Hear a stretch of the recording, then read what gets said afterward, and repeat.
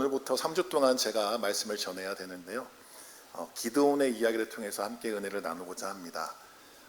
제가 3주 동안 이 설교를 해야 된다는 걸 알게 되었을 때 가장 먼저 드는 생각이 뭐였냐면 어떤 말씀을 전해야 될까라는 생각이었습니다.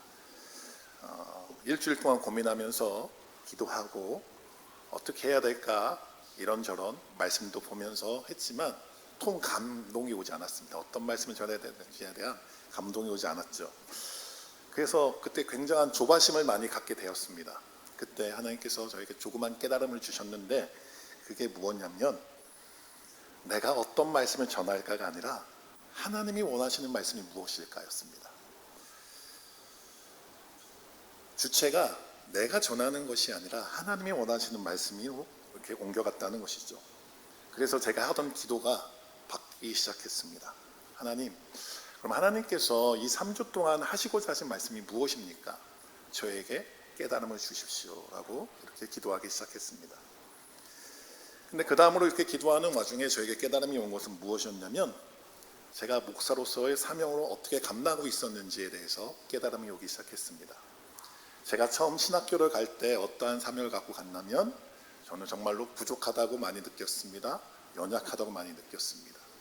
근데 하나님께서 여호수아 1장 8절 9절로 통해서 강하고 담대하라 내가 너와 함께하여 주겠다라고 약속하신 그 말씀이 저에게 가슴에 확 박혔습니다. 그래서 그 말씀을 가지고 제가 신학교에 갔고 그렇게 사역을 시작할 수 있게 되었습니다. 그 감동이 오게 되었죠. 네가 하는 것이 아니라 내가 너와 함께해서 그 일들을 이루어 가겠다라고 하신 말씀들이 깨달아지기 시작했습니다. 나의 모습은 너무 부끄럽고 부족하고 연약하지만 하나님이 함께 하실 때 그 사역들을 감당할 수 있다는 그런 깨달음들이 저에게 오기 시작했다는 것이죠. 부족하지만 제가 이 교회에서 온 지 횟수가 10년이 됐습니다. 짧다면 짧은 기간일 수 있지만 그 기간 동안 제가 이 교회에서 사역할 수 있었던 것도 하나님이 함께 하셨기에 이 사역들을 감당할 수 있었다는 그 깨달음들이 올 수 있었다는 것이죠. 물론 연약한 점 많이 있습니다. 부족한 점 많이 있습니다. 그럼에도 불구하고 지금 제가 이 사역을 감당할 수 있었던 것은 하나님이 함께 하셨기에 지금까지 사역을 할 수 있었다는 것입니다. 어떻게 보면 기드온이 자신은 연약하여서 하나님의 일을 할 수 없다라고 지금 얘기하고 있지만 하나님께서 함께 하신다. 내가 너를 붙들어 사용하겠다. 그렇게 감당한 것처럼 그 감동이 저에게 오기 시작했던 것입니다. 또한 제가 설교를 준비하면서 또 한 가지 느낀 것은 평상시에 제가 이 말씀을 전하는 거에 있어서 그렇게 열심히 기도했었나 라는 제 모습이 깨달아지기 시작했습니다. 평상시엔 그렇게 기도하지 않다가 이제는 제가 설교를 주일 2부 예배 때 해야 된다고 하니까 너무나 열심히 기도하는 모습을 보면서 문제가 닥쳤을 때만 기도하는 제 모습이 얼마나 초라해 보이는지요. 근데 오늘 본문에 기록된 이 이스라엘의 민족에 보면 그들이 닥친 어려움을 통했을 때 하나님께 기도하는 모습이 나타난 것을 보게 되었습니다. 오늘날 우리들에게도 어쩌면 이런 모습이 있을 것입니다. 우리가 신앙생활을 하고 있지만 우리의 삶의 현장 속에서 어떠한 일이 있을 때만, 중요한 일이 문제가 터졌을 때만 하나님을 찾는 모습들, 그리고 평상시에는 크게 하나님을 찾지 않았지만 나에게 큰 어려움이 닥쳐왔을 때만, 중요한 일이 생겼을 때 그것을 해결하기 위해 하나님을 찾는 모습들이 우리에게도 종종 있을 것입니다. 또 하나님께서 나에게 어떠한 일을 맡기셨을 때 나는 부족하다고, 연약하다고, 할 수 없다고 피하는 모습들이 우리에게 있을 수도 있습니다. 그럼 오늘 본문의 이 이스라엘 민족과 또한 기드온의 모습이 우리에게도 아마 있을 줄로 압니다. 오늘 말씀은 오늘 본문 7절부터 보았지만 오늘 본문 6장 1절에서부터 보면 이렇게 시작하는 것을 보게 됩니다. 이스라엘 자손이 또 여호와의 목전에서 악을 행하였으므로 여호와께서 7년 동안 그들을 미디안의 손에 넘겨주시니 라고 시작하는 것을 보게 됩니다. 이스라엘 민족이 여호와 앞에서 악을 행하였다라고 얘기합니다. 그래서 7년 동안을 미디안의 손에 넘겨줬다라고 얘기하시죠. 그리고 2절 말씀에 보면 미디안이 이긴지라라고 되어 있습니다. 그 말은 무엇일까요? 미디안이 이스라엘과 전쟁을 했겠죠. 전쟁을 했는데 미디안이 이겼다라고 얘기하고 있습니다. 즉 이스라엘과 미디안은 전쟁한 상태여서 근데 이스라엘은 이 전쟁에서 지고 말았습니다. 그 결과가 2절 후반전부터 나오기 시작하는데 그것이 뭐냐면 그들이 바로 산에서 웅덩이와 굴과 산성을 자기들을 위하여 만들었으며 라고 이렇게 얘기하고 있습니다. 원래 축복의 땅으로 받은 그 가나안 땅에서 그들이 살아왔지만 미디안과의 전쟁에서 그들이 패함으로 말미암아 어떤 일들이 일어나냐면 그 땅에서 쫓겨나고 산으로 피해 굴로 피해 도망가 숨어 지냈다라고 얘기하고 있습니다. 이때 처음으로 그들이 자신의 약속의 땅에서 도망가게 되는 결과가 초래된 것이 이 기드온 사건이었습니다. 이 지역은 워낙에 산맥들이 많고 굴이 많은 지역이었습니다. 여러분 다윗이 사울을 피해 도망가였다는 걸 보시면 자기의 600명의 병사와 같이 굴에서 지내던 것들도 보면 그 당시에 굴들에는 큰 굴들이 많아서 많은 사람들이 지낼 수가 있었습니다. 그래서 그들이 그 굴에서 정착해서 살기 시작했다라고 오늘 본문 말씀은 전하고 있지요.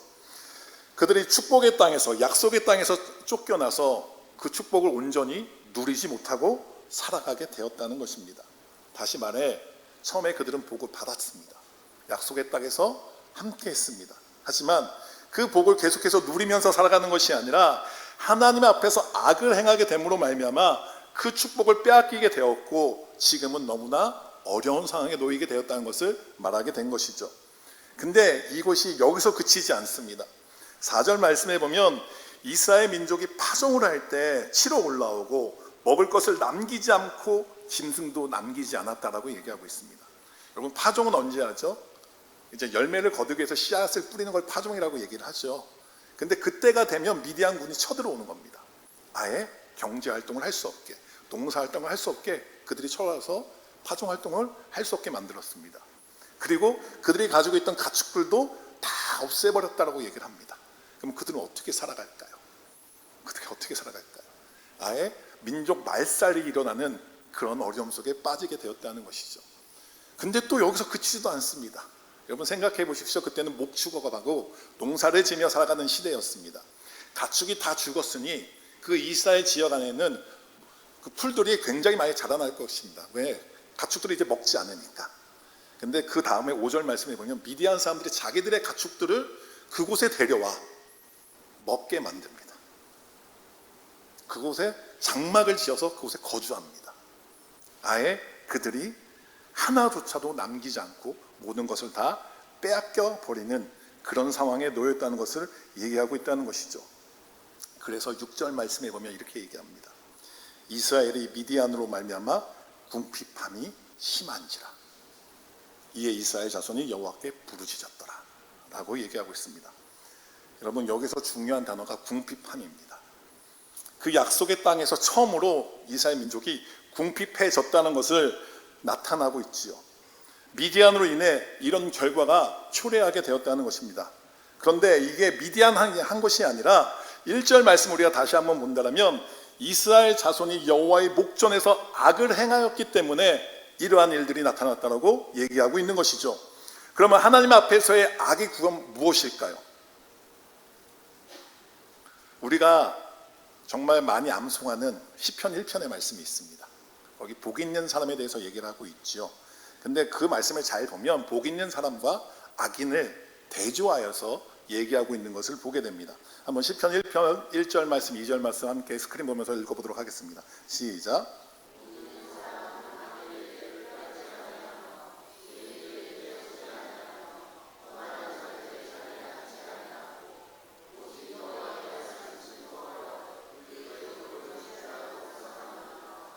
아멘. 그 후에 그 다음 말씀 한번 보여주시겠어요? 4절? 네. 4절 말씀 한번 읽어보도록 하겠습니다. 시작.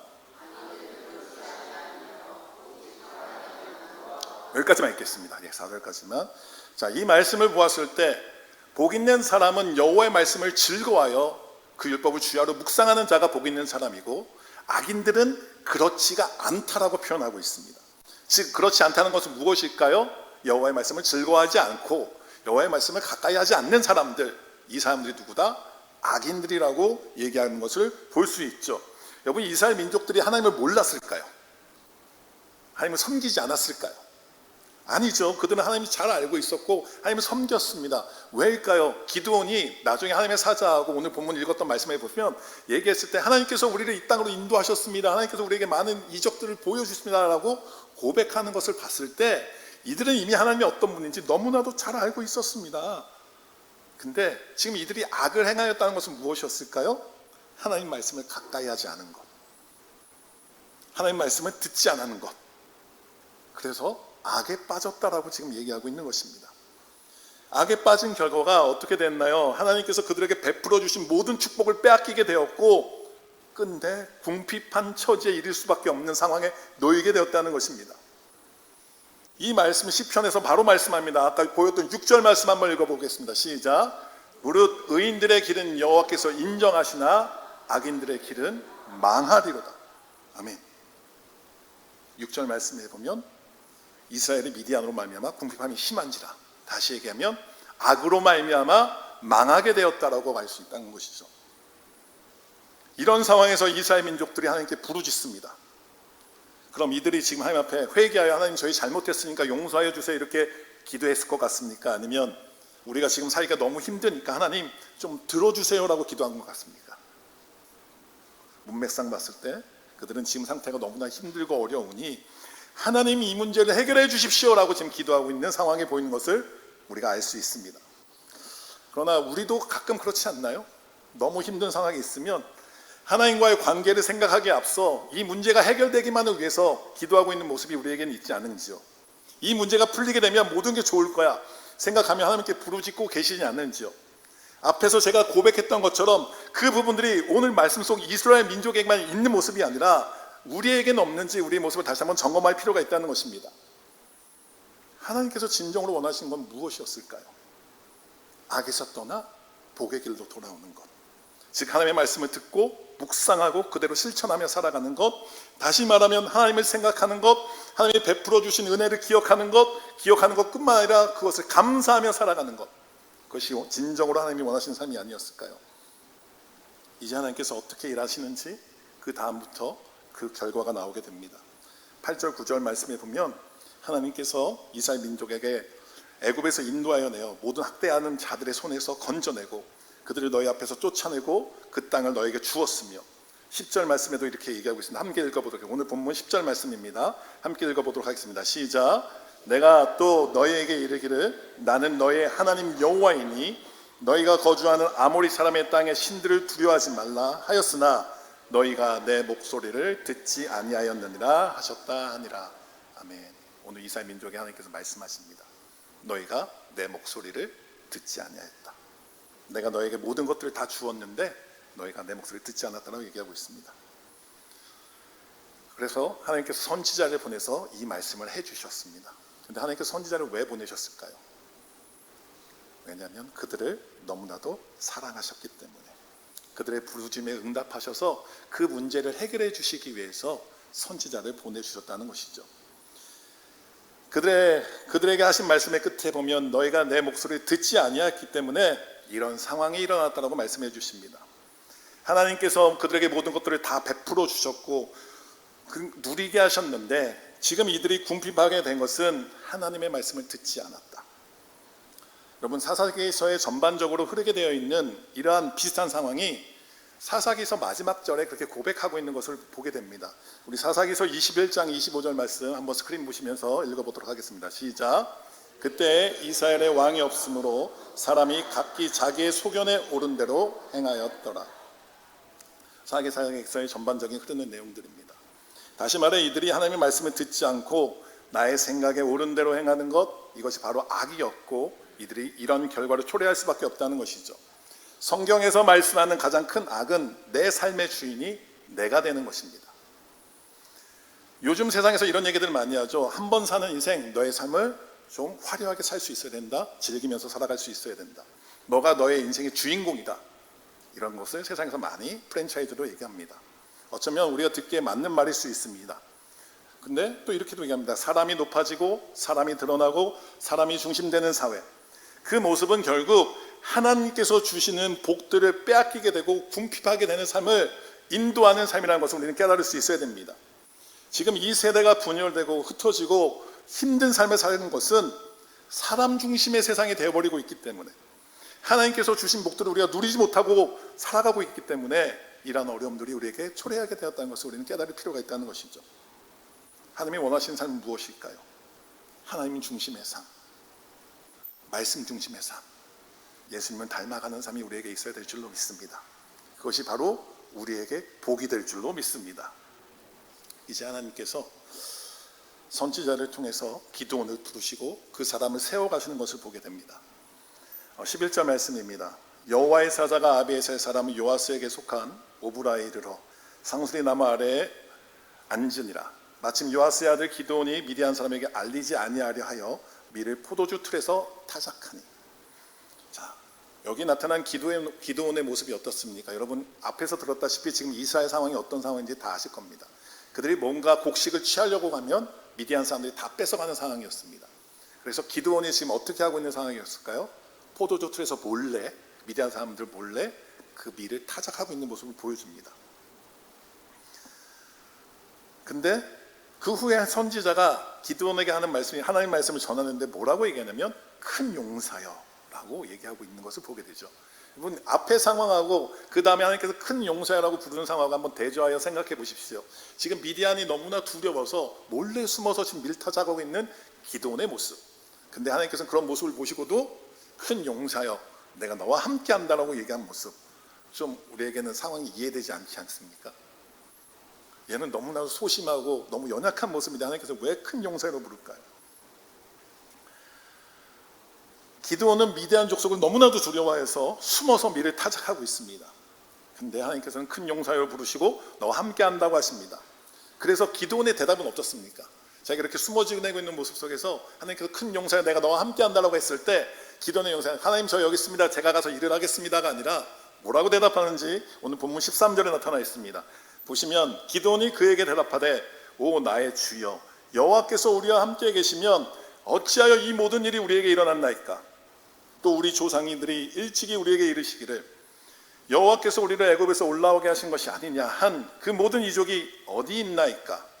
이제 여호와께서 우리를 버리사 미디안의 손에 우리를 넘겨주셨나이다 하니. 하나님께서 함께 하신다고 여호와의 사자가 전하였는데 기드온이 대답하기를 하나님이 우리를 버리셔서 미디안의 손에 넘기셨다라고 얘기합니다. 다시 하나님의 사자가 그에게 전합니다. 14절입니다. 여호와께서 그를 향하여 이르시되 너는 가서 이 너의 힘으로 이스라엘을 미디안의 손에서 구원하라. 내가 너를 보낸 것이 아니냐 하시니라. 하나님께서는 다시 뭐라고 말씀하시냐면 너는 가서 이 어려움들을 너의 손으로 이스라엘 민족들을 구원해내라. 내가 너를 보냈다라고 얘기하고 계십니다. 그러자 기드온이 대답을 하죠. 15절입니다. 그러나 기드온이 그에게 대답하되 오 주여 내가 무엇으로 이스라엘을 구원하리이까? 보소서 나의 집은 므낫세 중에 극히 약하고 나는 내 아버지 집에서 가장 작은 자니이다 하니. 기드온은 자신의 상황과 자신의 모습을 보며 하나님 저는 그런 일을 할 수 있는 사람이 아닙니다. 큰 용사가 아니죠. 나는 작은 자입니다. 하나님 말씀에 반대로 말하는 것을 보게 됩니다. 우리도 어쩌면 하나님께서 어떠한 일을 나에게 맡기셨을 때 하나님 저는 못해요. 제가 어떻게 그 일을 감당할 수 있겠습니까? 저는 가진 것이 없고 지금 할 수 있는 상황들이 아닙니다 라고 할 때가 있죠. 그런 것처럼 지금 기드온도 똑같이 얘기하고 있습니다. 이렇게 망설이는 모습이 우리의 모습과는 같은 모습이 있지 않나요? 그렇지만 하나님께서는 여기서 포기하지 않으시죠. 또 얘기하십니다. 내가 너와 함께 하겠다. 미디안 사람 치기를 한 사람을 취득하게 해주겠다. 그러자 기드온이 거기서 그냥 넘어간 것이 아니라 또 얘기합니다. 하나님 그러면 표징을 보여주세요. 증거를 보여주세요 라고 얘기하죠. 여기까지 말씀을 보면 기드온은 하나님이 계속 말씀하셔서 내가 너를 사용하겠다. 내가 너와 함께 하겠다. 일어나서 이스라엘 백성을 구원해라 라고 얘기하시는데 기드온은 뭐라고 얘기합니까? 하나님 저 할 수 없어요. 안 돼요. 저 못합니다. 근데 하나님 그럼 증거를 보여주세요. 제가 할 수 있는 증거를 보여주세요. 이렇게 얘기하는 것을 보게 되죠. 자기의 연약한 믿음, 자신의 상황, 자신의 모습 이외의 모든 것들을 솔직하게 하나님 앞에 아뢰면서 얘기합니다. 그럼에도 불구하고 하나님께서는 할 수 있어. 내가 너와 함께 하실 것이야 라고 말씀하는 것을 보게 되죠. 기드온이 작은 표징을 보여달라고 할 때도 그 부분에서도 하나님께서는 그에게 그대로 응답해 주시는 것을 보게 됩니다. 하나님께서는 끝까지 기드온의 연약한 믿음을 담대함으로 바꿔가길 원하시는 것이죠. 즉 하나님께서는 나의 과거, 지금의 모습을 보고 계시는 것이 아니라 하나님이 함께 하셨을 때, 하나님이 붙들렸을 때 미래의 나의 모습, 그 나를 사용하셔서 이스라엘 민족을 구원하신 모습을 지금 보고 계신다는 것입니다. 나의 믿음이 연약해서 못한다고 생각이 될 때 우리는 하나님 앞에 솔직하게 얘기할 필요가 있습니다. 안 믿어진다고, 하나님 힘들다고, 어렵다고, 능력이 부족하다고 이렇게 고백할 때 하나님께서는 우리에게 그 문제를 뛰어넘어 내가 너와 함께 하겠다, 그 모든 문제를 너를 이기게 해주겠다, 나의 하나님의 힘이 너와 함께 하겠다라고 그렇게 우리에게 계속 약속하시며 믿음을 우리에게 덧입혀 주십니다. 오늘 우리에게 이러한 모습이 있기를 소원합니다. 비록 나의 모습은 연약할 수 있습니다. 작은 자일 수 있습니다. 그러나 하나님은 나의 미래의 모습을 보시며 내가 너와 함께 할 때 그 모든 일을 감당할 수 있어라고 지금 말씀하고 있는 것을 보게 됩니다. 우리의 나는 할 수 없는데 하나님이 함께 하실 때 그 모든 역사를 이뤄내실 줄로 믿습니다. 연약함, 부족함 하나님 앞에 고백하십시오. 하나님, 이게 안 됩니다. 이게 부족합니다. 이게 할 수 없습니다. 증거를 보여주십시오. 그랬을 때 하나님께서는 그 나의 믿음, 연약한 것들을 세워주시기 위해서 그것들조차도 응답해 주실 줄로 믿습니다. 제가 처음으로 목사 안수를 받고 그 교회에서, 제가 있었던 교회에서 이제 다른 교회로 이전할 때였습니다. 이제 교회를 알아보고 여기저기 지원서를 넣게 되죠. 근데 한 교회에서 저에게 청빙이 왔습니다. 그 교회는 통영에 있는 교회였습니다. 제가 이제 서울에서만 살았기에 통영까지는 차로 4시간이 걸립니다. 저기 경상도 끝자락에 있는 통영에서 왔는데 다른 분들도 막 추천을 해주셨어요. 저하고 친했던 선교사님도 그 교회 가면 너무 좋겠다, 하면 괜찮을 것 같아 라고 했는데 제 마음에 전혀 감동이 오지 않았습니다. 저에게 이유가 3가지가 있었습니다. 첫 번째 이유가 뭐였냐면 제가 목사 안수를 받던 해 제 아버지가 돌아가셨습니다. 그래서 어머니가 혼자 계시게 된 상황이 있었어요. 그래서 그게 너무나 마음에 걸려서 내려갈 수가 없겠다라는 마음이 있었어요. 어머니 근처에 있어야겠다라는 마음이 너무나도 컸었고, 두 번째는 여러분도 잘 알다시피 저의 아내 되는 사람이 공무원입니다. 교육 공무원이어서 지역을 바꾸기가 쉽지가 않습니다.